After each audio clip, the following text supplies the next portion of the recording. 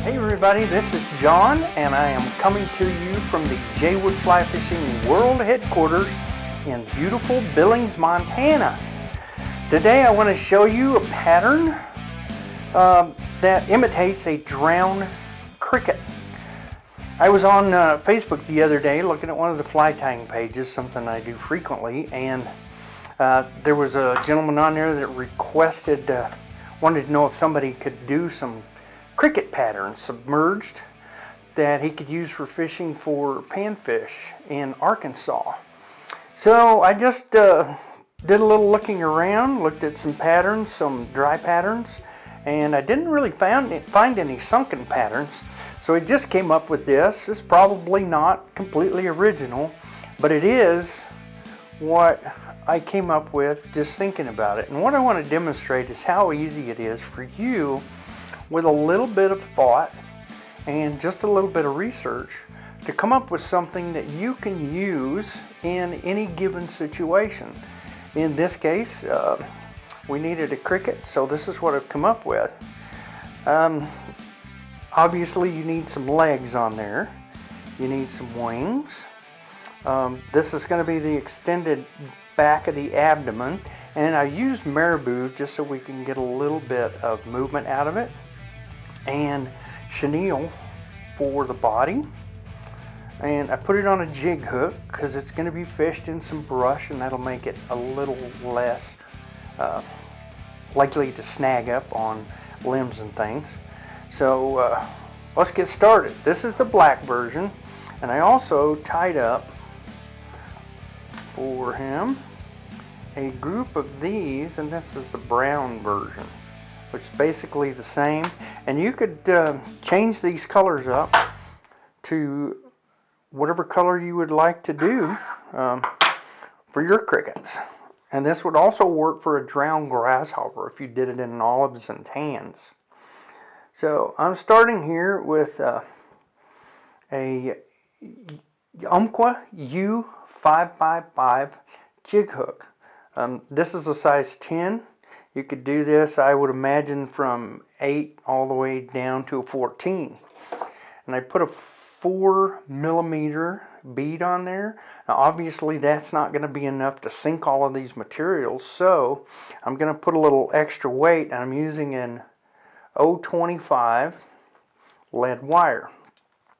Now I'm going to do this so that I have minimal waste, and I've got it on a bobbin holder. I'm going to grab it here with my bobbin hand and then trap it with my material hand on the hook, and then make 10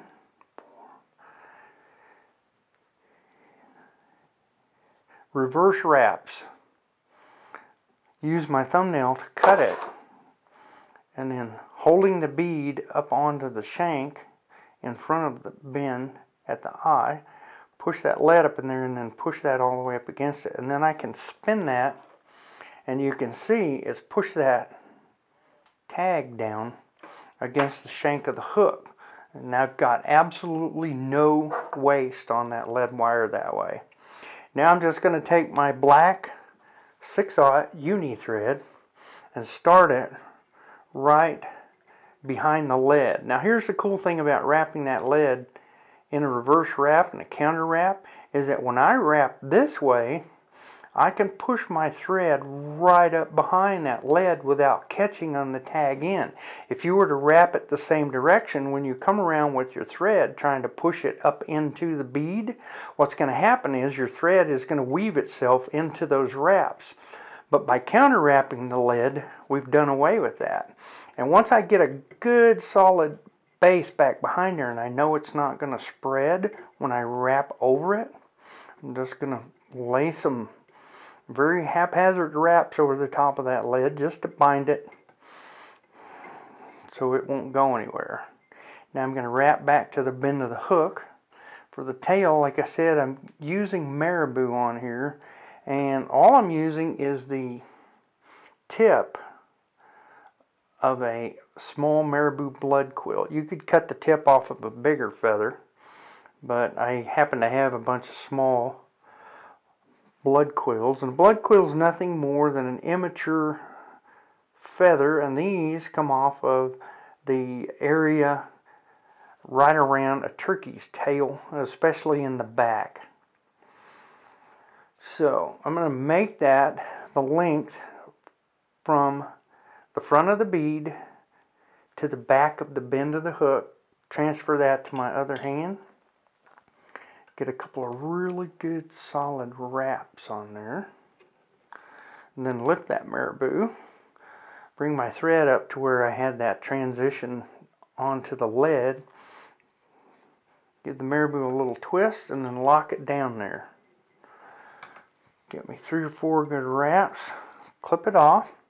Now for the body, I'm just using a medium black chenille, and I like to keep it on the card because I'm going to use the rotary function on the vise to wrap it on there.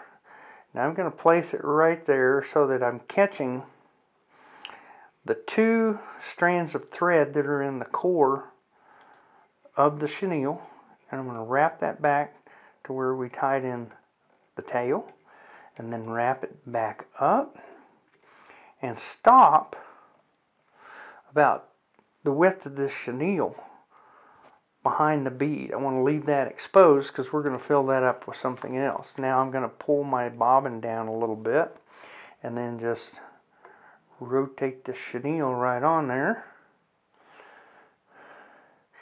And the reason I like to rotate chenille onto the hook is because it keeps you from getting your skin oils all over it and compressing the fibers. That way you get a much fuzzier looking body. It's fuller, it's more robust, and the fibers have not been compressed.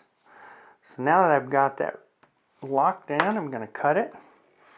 And now for the wings, we're going to use a black Swiss straw. And I've just cut a section of Swiss straw off here. And if you've ever used this, you know it's not super durable, but that's actually going to be a good thing because as you fish this, it's going to shred along these creases. And that's going to give the fly more action. I use this on several other patterns, trout patterns, and once it shreds, it gets a whole lot more action in the water.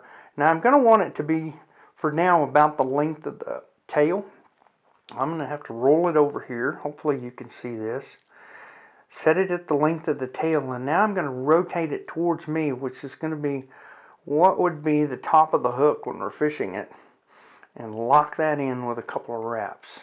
I'm not sure you can see that super clear with everything being black, but it's just locked in right there where it's sitting on the far side of the hook, but on top of the hook shank. So it's kind of like at the what would be the 1 o'clock position. Now I'm going to pull the other half around, and I'm going to lock it in where it is about the 11 o'clock position. So what that does is that puts our wings right up on top on either side. Once I get that locked in, I want to wrap really tightly around the fold around the hook, and then trim this the same length as the other wing. They're a little bit off, but we're going to trim them one more time towards the end. Now for the legs, this is a very, very simple process. I'm just going to use 1 strand of black silly leg. And that's a Wapsi product. And I'll just clip that right at the point where all the legs come together. Now I'm going to even up the clipped ends like this so they're fairly even. And then I'm going to lay it to where the ends of those, and I know you can't see this, but hopefully you'll be able to see it when I flip this around and do the other side. I'm going to lay it so that it's about halfway between the bend of the hook and the end of the tail, which is about half the length of the tail. And I want to lock that down really tight. And those are sitting right on, if I can get the other one, there we go, right on the side in the center on the hook shank. Now, I'm going to roll it over, take my scissors and catch them in there in that loop that was created here. And that'll get me to the center of that loop. And I'm going to do the same thing, only this time I'm going to make it a little bit shorter, the loop, because when I cut it, they're going to end up slightly longer. In the end, I want the legs on both sides to be the same length. Again, I'm going to pinch it down right there, loosely wrap it, and you need that first wrap to be loose so that it doesn't pull the legs around the hook shank. Now you can see what I've got there, and I'm just going to snip that, and that gives me my back legs on that side. Just want to make sure they're got a good angle, which you can see what that angle is right there. Now I'm just going to use a little black dubbing, and this is just dry fly dubbing. You could use whatever you want, whatever kind of dubbing you want. I just want to make a collar, which is going to cover up that bare spot, and it's also going to help us prop our front legs so that they're pointing out at about a 45. And I'm making about a 3.5 to 4 inch long, really fine noodle on that thread. Not dry fly fine, but not too bulky either. And flip that up there. As I flip it around, hopefully you can see. It's not giant, but it's enough that it's going to fill that gap with just a few wraps.